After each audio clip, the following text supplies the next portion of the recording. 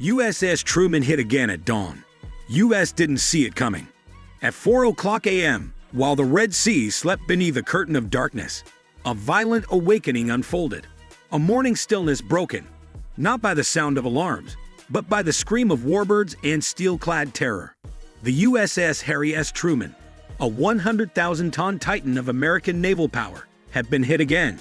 And this time, the enemy didn't miss. This wasn't an accident. This wasn't a signal. This was an ambush, and we never saw it coming. The explosion that shattered the silence. Just before dawn, Truman's radar room picked up 3 faint signals, barely a flicker. Unidentified flying objects moving just 100 feet above sea level. Too low for standard radar. Too fast for comfort. These were stealth drones, coated with radar-absorbing polymer paint, virtually invisible to traditional scans. By the time the Phalanx CIWS guns whirred to life, their 20mm Gatling barrels glowing hot, it was already too late. Drone number 1 smashed into the forward weapons deck with a 125mm tandem-charged warhead. The detonation tore through 20,000 pounds of stored munitions. A thunderclap of fire and steel. Shockwaves threw sailors 30 feet across the deck. Bulkheads groaned and twisted. Deck plates warped like paper. Drone number 2 punched through midship, shredding the vertical launch system. Its warhead ruptured 2 fuel mains, igniting a fireball over 50 feet high that engulfed radar masts and radar antennae. Drone number 3 scored a direct hit on the hangar bay. 2 F/A-18 Super Hornets, each worth over $70 million, were obliterated. 7 flight deck crew members died instantly. 1 second, a routine patrol. The next, hellfire on steel. Blinded eyes, deaf ears, the fog of electronic war. The attack was surgical. All 3 drones were fitted with jamming devices, emitting high-frequency bursts that blanketed the Truman's radar and communication systems. Operators watched in disbelief as their screens filled with static, flickering ghosts, false echoes. Then silence. For nearly 27 seconds, the Truman was blind, deaf, and alone. That window, that silence, it was all the enemy needed. The ship's eyes and ears were gouged out just before the fists came flying. Yet amid the chaos, the crew didn't panic. Officers switched to encrypted backup channels. The bridge redirected fire control to manual override. Training took over where technology failed. But the damage was already measurable. 2 satellite uplinks were lost, severing coordination with nearby air assets. 4 weapon guidance systems briefly entered fail-safe mode due to electromagnetic interference. 3 fire control radars had to reboot manually, consuming critical seconds. Engineers reported a 12% dip in reactor cooling sensor fidelity, potentially due to residual electronic pulses. 18 compartments across the vessel registered anomalous readings during the blackout. Everything from door locks to fire suppression triggers. In Combat Information Center, 1 backup AI module had to be cold rebooted after freezing mid-calculation. It wasn't just electronic, it was psychological. The crew trained for missile strikes, torpedo runs, even sabotage, but losing their digital eyes and ears. That was a new kind of terror. For nearly half a minute, America's 100,000-ton sea giant was fighting blind. The shield awakens, escort warships lock on. The Truman doesn't sail alone. Escorting her through these volatile waters were the USS Gravely and USS Mason, destroyers armed with Aegis combat systems, America's most advanced naval defense technology. SPY-6 radar arrays began filtering through the static, recalibrating in real time. Within 30 seconds, interceptors launched from both destroyers. SM-2 and SM-6 surface-to-air missiles screamed into the sky, silver spears tipped with flame. Explosions shattered the air. Each successful intercept lit the sky like orange fireworks at war's door. Yet not every threat was stopped. 1 drone, flying just above sea spray, slipped through. It detonated just outside Truman's starboard bulkhead, sending a blast wave through the hull. Fire suppression kicked in. Teams armed with Halen extinguishers and foam cannons rushed in. No lives were lost in that blast. But the message was clear. America's shield had held, but only barely. The shockwave damaged 6 external cameras and disabled 2 long-range comm antennas. Deck 3 bulkhead sensors recorded a pressure spike equivalent to 400 pounds per square inch, enough to deform outer plating. 19 sailors reported temporary hearing loss from the concussion. Damage control crews sealed off 3 compartments as precautionary lockdowns. USS Gravely's CIWS, close-in weapon system, had to reload in under 90 seconds, a record under live threat conditions. Engineers discovered shrapnel lodged in Missile Bay 2, forcing a temporary halt to vertical launch operations.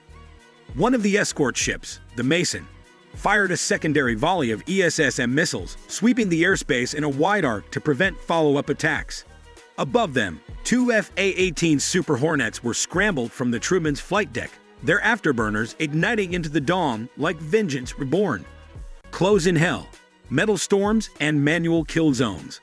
With outer defenses nearly saturated, it came down to the last line of protection.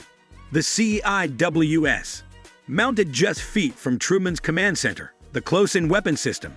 A 6-barrel Vulcan cannon spinning at 4,500 rounds per minute was reprogrammed for manual override.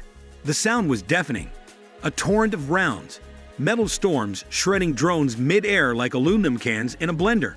Witnesses later described the roar as a banshee made of bullets. 4 more drones, likely programmed to strike amid the confusion, were reduced to debris by these ancient yet brutal guns. Every second counted. Every volley was a heartbeat. Inside the fire control room, Petty Officer Ramos locked eyes with the targeting screen. Sweat poured down his temple as his thumb hovered over the override. The CIWS ignited again. 2,000 rounds expelled in less than 20 seconds. The ship's surface trembled with each burst. One drone came within 60 feet of the bridge before it disintegrated into sparks and scorched carbon. Flaming shrapnel rained onto Hangar Bay 2, forcing crew to drag a fueled FA-18 back into safety by hand. CIWS radar suffered a temporary magnetron overload, prompting engineers to cool the system with emergency nitrogen. Cameras captured the final drone fragment hitting the ocean at Mach 0.9, skipping like a burning stone before vanishing in steam. Gun crews had mere moments between reloads. Belt-fed 20mm rounds slammed into feed trays like war drums echoing into chaos. The counterstrike, vengeance by air. By 5:03 a.m., with flames still being extinguished and the deck scorched, the USS Truman became the launch pad. The FA-18 Super Hornets, fueled, armed, and loaded with retaliatory strike data, launched in succession. Each pilot received real-time telemetry from satellites, Predator drones, and AWACS. Target 1. A known UAV storage compound located on a barren stretch 28 miles inland. Result: obliterated in a single bunker-busting run. Flames shot through the collapsed hangars, secondary explosions illuminating the desert floor. Target 2. Mobile missile launchers parked under radar camouflage. Hit with JDAMs, Joint Direct Attack munitions. Reduced to molten rubble. The ground split from the impact. An infrared scan showed no remaining heat signatures. Target 3. A known enemy coordination and radar outpost. Its high-frequency array could have been part of the jamming network. Destroyed in under 4 minutes. Communication towers crumbled like matchsticks, their signals silenced mid-transmission. As the jets circled back, they identified additional targets of opportunity. 2 enemy pickup convoys suspected of transporting mobile jamming equipment. Precision airstrikes eliminated them instantly, their radio traffic abruptly ending mid-sentence. One pilot reported seeing figures scatter before a final burst erased the location from the landscape. In total, 34 precision-guided bombs dropped. 16 confirmed kills on high-value assets. 0 civilian casualties, thanks to laser-guided targeting and aerial reconnaissance. It wasn't just retaliation. It was a demonstration. A calculated, measured message delivered at Mach speed with surgical precision. In less than an hour, the Truman's roar had traveled nearly 100 miles inland and left nothing behind but silence and smoldering craters. And with every strike, the enemy's coordination fell further into disarray. Proof that while the Truman had been hit, it was far from defeated. War in pixels, footage as force. Later that evening, the Pentagon released chilling footage, missiles soaring in formation. Night vision shots of bombs penetrating bunkers. Aerial views of craters where facilities once stood. There were no angry press briefings, no fiery condemnations. Just video, cold, silent footage. No one named Iran, but the implications were clear. In a single stream of data, the Pentagon signaled strength without speaking a word. Lessons from the shadows. Hybrid warfare unveiled. Military analysts across the globe had one reaction. This wasn't a terrorist ambush. It was a hybrid military operation. Over 30 drones launched in coordinated waves. Electronic warfare, radar jamming, false target data. Synchronized strikes targeting not only the hull, but the nerve center of a carrier strike group. Even the Spy-6 radar, one of the Navy's most prized technologies, was overwhelmed. Operators had to manually distinguish ghost targets from real threats, a task that normally relies on AI and signal processing systems. This was not luck. This was a high-tech, high-discipline assault. And the world noticed. Signals from friendly satellites were briefly spoofed. Some crew members reported flickering command screens showing reversed navigation coordinates for a few seconds. Communications relays experienced pulse interruptions, short, sharp bursts designed to trigger resets or shutdowns.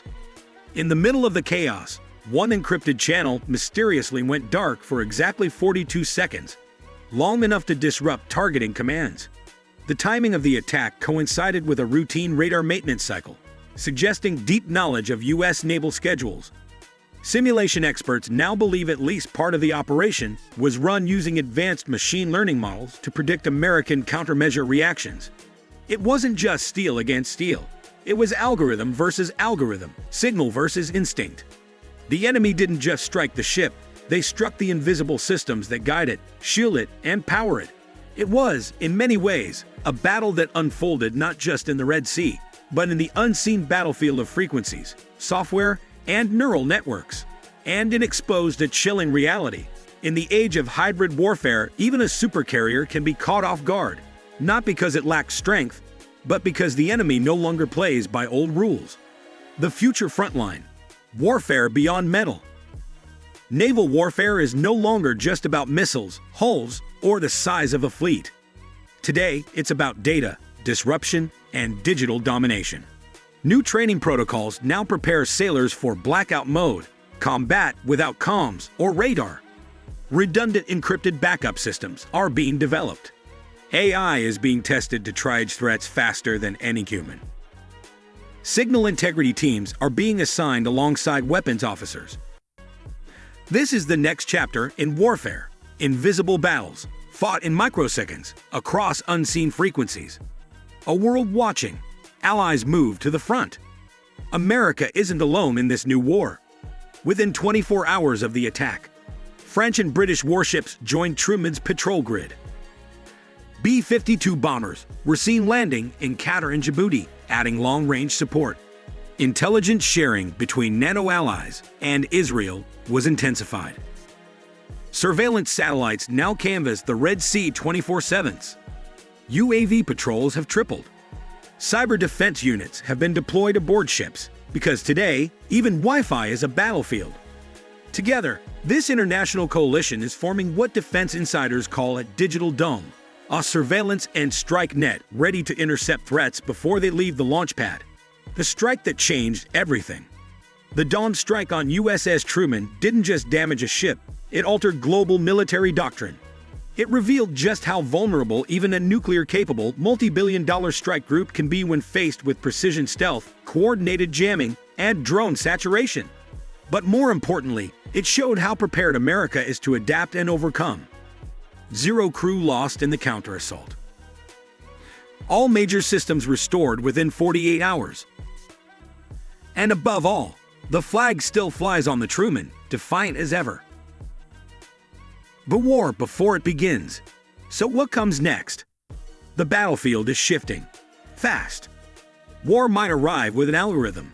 A conflict may start with a blink on a radar, a signal drop, a whisper in the data. But the U.S. Navy is listening, watching, and preparing. Because when the next dawn brings fire, it won't find us blind. This is Navy Secrets, unveiling the silent wars before the first bullet flies. Like, subscribe, and drop your thoughts in the comments. Stay sharp, stay safe, stay tuned.